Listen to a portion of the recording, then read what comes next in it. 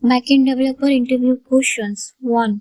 How would you handle a scenario where your API is receiving too many requests? So to solve this question, we have to understand in case of high traffic, I would implement rate limiting. Use rate limiting to restrict the number of requests from each user. Second, use caching.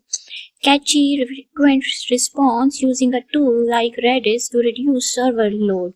Third, scale up and scale out. Increase server capacity, scale up or add server scale out behind a load balancer. Fourth, optimize queries. Analyze and optimize database queries to improve performance. Fifth, use an API gateway. Employ an API gateway to manage traffic and provide throttling and capabilities. Second question, how would you create a monolithic application to microservices?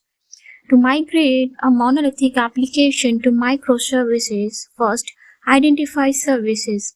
Analyze the monolithic and identify distinct functionalities that can be separated into microservices. 2.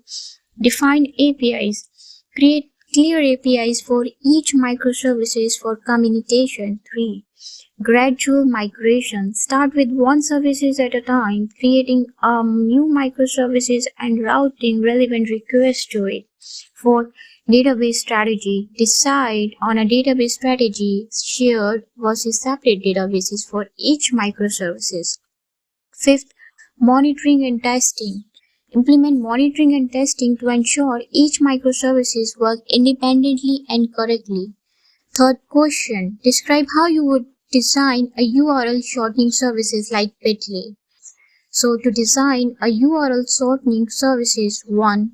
Database. Use a database like PostgreSQL to store original URLs and their corresponding shortcodes. Second, shortcode generation. Create a unique shortcode using a base62 encoding algorithm or a hash function ensuring uniqueness. 3.